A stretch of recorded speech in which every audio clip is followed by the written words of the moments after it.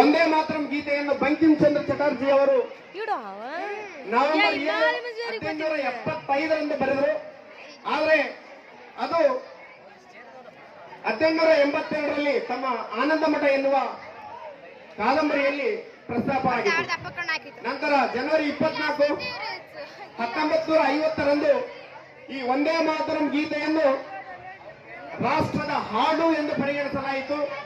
ಜನಗಣಮನ ಈ ಒಂದು ಗೀತೆಯನ್ನು ರಾಷ್ಟ್ರ ಗೀತೆಯನ್ನಾಗಿ ಪರಿಗಣಿಸಲ್ಪಟ್ಟಿತು. ಈ ಒಂದು ಸಂವಿಧಾನದಲ್ಲಿ ವಿದ್ಯಾರ್ಥಿಗಳು ಈ ಸಂವಿಧಾನವನ್ನು ರಚಿಸಿಕೊಟ್ಟಿರ್ತಕ್ಕಂಥವರು ಡಾಕ್ಟರ್ BR ಅಂಬೇಡ್ಕರ್ ಅವರು. ಅವರನ್ನು ನಾವು ಇಂದು ನೆನಬೇಕಾಗಿದೆ. ಡಾಕ್ಟರ್ BR ಅಂಬೇಡ್ಕರ್ ಅವರು ರಚಿಸಿಕೊಟ್ಟಿರ್ತಕ್ಕಂಥ ಸಂವಿಧಾನವನ್ನು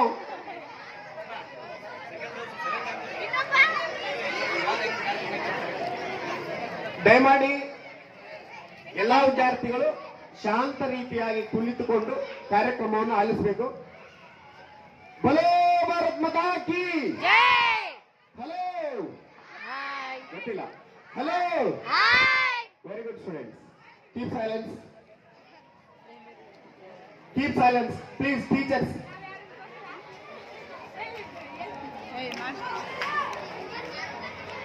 please, all teachers maintain the silence about to your students. ವಿದ್ಯಾರ್ಥಿಗಳೇ, ನಮಗೆಲ್ಲರಿಗೂ ಗೊತ್ತಿರುವಂತೆ ಈ ಸಂವಿಧಾನವನ್ನು ರಚಿಸಿಕೊಟ್ಟಿರೋರು ಡಾಕ್ಟರ್ BR ಅಂಬೇಡ್ಕರ್ ಅವರು.